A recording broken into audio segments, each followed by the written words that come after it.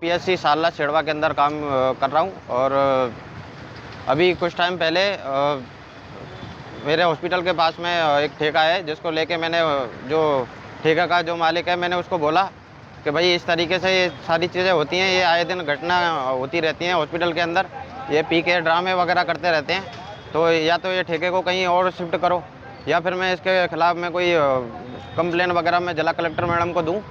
तो मैंने एप्लीकेशन लिखी थी, लेकिन फॉरवर्ड मैंने नहीं की। और उसके बाद में उसने उसका सोचा कि उसने कंप्लेन कर दी है। रात को 24 तारीख को विदाई समारोह का प्रोग्राम था, डॉक्टर का पीजी में सिलेक्शन हो गया इस वजह से। तो रात को अंधेरे होने की वजह से मैं चेहरा नहीं देख पाया था। वो जो धमकी दे के गया मेरे को, उसने बोला मैडम को कि मैडम आप कब जा रहे हो, कि परसों मैं यहाँ से निकल रही हूँ, कि ठीक है, उसके बाद में हम निर्मल को ठिकाने लगा देंगे। तो उसके बाद में मैंने भी उस चीज़ को ध्यान में नहीं लिया, मुझे लगा कि मजाक कर रहा है कोई, ऐसा ही होगा। उसके बाद में छोटा मोटा गाने का थोड़ा प्रोग्राम चल रहा था, तो मैं और हमारे जो डीओ भीकाराम जी हैं, हम लोग बाहर ज़रा टहलने के लिए निकले। उसके बाद में मेरे को पीछे से किसी ने आवाज़ दी तो मैं परिचय समझ के मैं उधर चला गया। और मैं जैसे ही वहाँ पे पहुँचा, पहले तो मेरा हाथ पकड़ के उन्होंने अंदर खींचा ठेके के अंदर। उसके बाद में उन्होंने बदतमीज़ी चालू कर दी, गाली गलौज चालू कर दिया। उसके बाद में उन्होंने हाथापाई चालू की, मेरी चीखें सुन के। उसके बाद में फिर वो जो मेरे साथ में भीकाराम जी थे, वो आए दौड़ते हुए, उन्होंने हाथ वगैरह जोड़े कि भाई इनको छोड़ दो, कोई बात नहीं है, इन्होंने कोई कंप्लेन वगैरह नहीं की है। लेकिन उसके बाद में भी उन्होंने हाथापाई बरकरार ऐसी की ऐसी रखी। उसके बाद में उन्होंने सरपंच जो वहाँ के मोहनलाल जाट हैं, उनको फ़ोन किया। देन उसके बाद में वो तो आनन फानन थोड़ा टाइम लगा उनको आने में वहाँ पे। लेकिन वो भीकाराम को बोला कि तुझे भी मारेंगे, या तो तू चुपचाप बैठ जा, और आज तो इसको मार के छोड़ेंगे। इतने में जब सरपंच मोहनलाल जी वहाँ पे पहुँचे, तो उसके बाद में जो भीकाराम जी थे उनको बाहर निकाल दिया, और उसके बाद में अंदर से कुंडी लगा दी। और कुंडी लगाने के बाद में फिर उन्होंने मारा पीटी चालू कर दी, वो भी सरपंच साहब के सामने। जबकि उनका कर्तव्य ये बनता है कि वो झगड़ा वहाँ पे सुलझाए, मारा पीटी ना करने थे। आज मेरा ये हाल है, ये शायद वो उन्हीं की वजह से है। तो उस टाइम पे उनका कर्तव्य ये था कि मेरे को बचाए।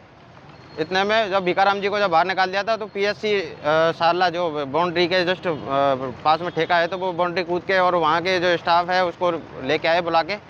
और जब उसके बाद में फिर मेरे को वहाँ से निकाला, यहाँ तक कि जो मोहनलाल जी थे, उन्होंने मेरे फ़ोन जो आ रहे थे, वो फ़ोन तक छीन लिया। मैं फ़ोन कर रहा था स्टाफ से कांटेक्ट करने की कि भाई मेरे को कोई बचा ले, लेकिन वो म्यूजिक की वजह से शायद उन्होंने फ़ोन नहीं उठाए। और उसके बाद में फिर फ़ोन जो आ रहे थे, तो फ़ोन उनके हाथ में था, मोहनलाल जी के हाथ में। तो इसमें सीधी सी बात है, मोहनलाल जी भी संलिप्त थे इसके अंदर, क्योंकि पता नहीं, वो मुझे लगता है उस चीज़ का इन लोगों ने वो आक्रोश निकाला है कि बदला लेने के चक्कर में। घटना कब की थी? और घटना करने वाले कितने लोग थे? घटना है 24 तारीख की, और रात के 10:30 बज रहे होंगे। मेरे से कम से कम आधे घंटे मारपीट इन लोगों ने की। एक तो जी आराम करके है जाटों के बेरा का, और एक धनाऊ का रहने वाला है, जो ठेके का मालिक है शायद। तो ये वारदात उन लोगों ने की है। और इसमें इसके लिए मामले को लेकर आपने थाने में रिपोर्ट दी है क्या? मैंने इसके लिए मैंने कंप्लेन वगैरह 100 नंबर पे डायल किया था मैंने रात को, लेकिन नंबर नहीं लग पाया। फिर उसके बाद में कैसे भी करके किसी से कांटेक्ट करके थाने के जो हमारे जो वो लगता है, क्या बोलते हैं, बाकासर, वहाँ थाने से वो टीम आई, 4-5 लोग थे पुलिसकर्मी। तो उन लोगों ने बयानबाजी वगैरह वो सारा सब कुछ लिया, और उसके बाद में वो लिखित में वो परिवेदना जो होती है वो दे के गए। उसके बाद में अब मैं अपने BCMO सर को मैंने कांटेक्ट किया, और फिर मैंने उनको सारी बात बताई। तो वो सुबह 10:30 बजे के आसपास मेरे पास पहुँचे, पूरे स्टाफ से पूछताछ करने के बाद में फिर वो मेरे को लेके गए बाकासर थाने में। वही परिवेदना और उसमें जो जिस तरीके की सच्चाई थी, वो सच्चाई उसके अंदर नहीं लिखी हुई। जिसमें व्यक्ति का नाम भीकाराम था, उसका नाम लिखा हुआ है योगेश, जो कि गलत है पहली बात। और उसमें लिखा है कि वो मोहनलाल जी ने बचाया, जबकि बचाया नहीं था, उनके सामने हो रही थी ये सारी वारदात।